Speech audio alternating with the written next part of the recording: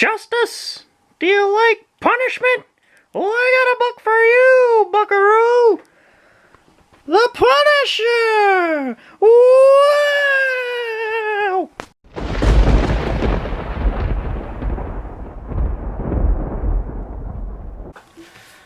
Today we'll be reviewing issue number 1, The Punisher, written by Becky Cloonan and art done by Steve Dillon. Steve Dillon recently passed away on October 22nd, 2016 at the age of 54. He is famously known for working on Preacher with Garth Ennis.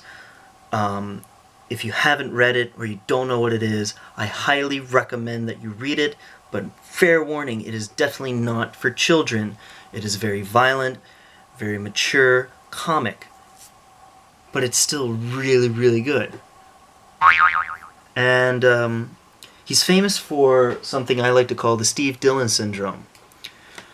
It's a syndrome where 98% of all your characters have the same face. It could be a good or bad thing. It could be off-putting, or it could be a selling point to know you're getting a good quality product. As you can see here, it involves puffy eyes, dead eyes, looking for malice and to kill you, attack eyebrows that arch down, extensive wrinklage of the face from all the scowling, perched lips because they got a bad taste in their mouth, and of course, a scrunchy nose with flared nostrils. Steve Dillon face syndrome. Collect the whole set. I know I did. But coupled with the Steve Dillon face syndrome, you get amazing visuals.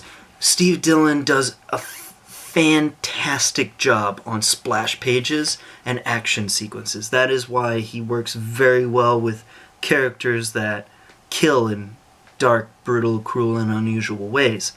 If you don't know anything about the Punisher, Frank Castle, he basically, imagine Batman with guns, and he kills anything and everything. There's about 9 pages solid in this, where there's blood, gore, people's heads being crushed in by cinder blocks, people being electrocuted by outlets, bullets going through brains. God damn it, it says the Punisher at the top.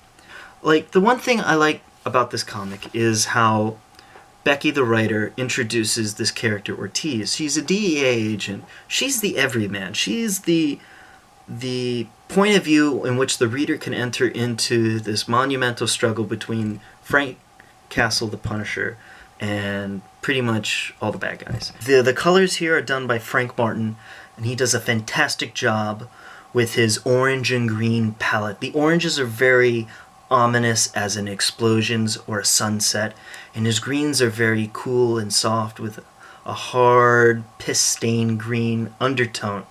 And couple that with the blood red from all the terrible, terrible, violent killing penciled by and inked by Steve Dillon. It really couples well with it. And the cover here is done by Declan Shaley and Jordie Bellaire. I'm probably saying one of those names wrong, but that's okay. A good cover grabs your attention immediately and lets you know right away what you're in store for with this book. I knew more from the name and what I know of the character, the Punisher, Frank Castle, than I did from the cover. The cover is simple, black with a gradient and a red stripe coming across with piercing eyes over a skull. To all you action fans out there, this is the book to get. This book right here. If you like books with action, very bloody, realistic, gory action, you get this book. If you like a book with more reading, this probably isn't the book for you. If you're probably under the age of, I don't know, 16, 17, you probably shouldn't read this book. This book is not for children. It specifically says that right here.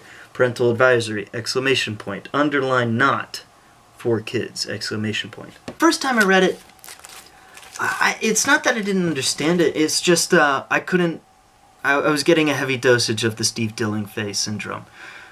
And it wasn't a good thing or a bad thing, it just, at first glance I was just like, okay, they all have the same face, but when I went back and actually ingested all the compositions, it worked really, really well. and nothing seems forced. The inking is impeccable. It's not stiff. It's solid. It's grounded. You believe that the faces are rounded and all that jazz. But my one gripe would be, I guess, the Punisher's haircut. I know that's something seemingly insignificant. Like, we know the Punisher with, like, the slick back hair. There was a time back in the early thousands where Dillon also did a run on Punisher where he had long black hair. But this, I don't know, the haircut just seems a little off. I recommend this comic. It's definitely a good time. If you enjoyed what you saw today, please click the subscribe button. Like this video. Let me know this is what you guys want. In the comment section, comment. What comic should I review next? Give me recommendations. Let me know what you guys are thinking. Let's create a dialogue between you and I. Hell, let's get Ollie into this. Shut up! No, I won't shut up. Actually, you know what? You tell him, Matt. Thanks, Ollie.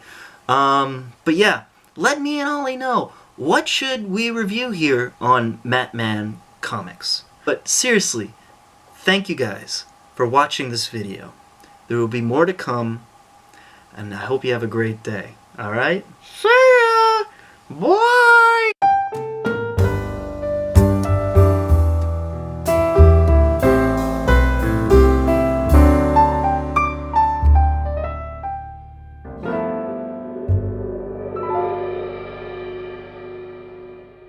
I love talking about them too, and if you guys click that subscribe button, it's going to be pretty neat.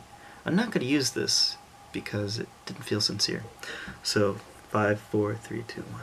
Should we do reading of comics? Should we do art breakdowns? I don't know. I'm still trying to figure out where this channel's going. So far, I'm having a blast. We're having a blast! It's a shot at a time! That was stupid. I don't care! It immediately grabs your attention. Yeah. At the age of 53.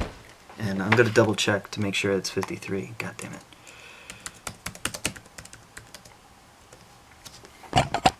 So the story starts off at this little drug operation in a factory in Brooklyn.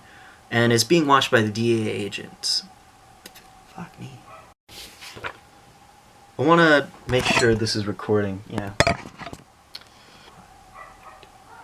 So the story starts off in a very simple little... God damn it, no it doesn't.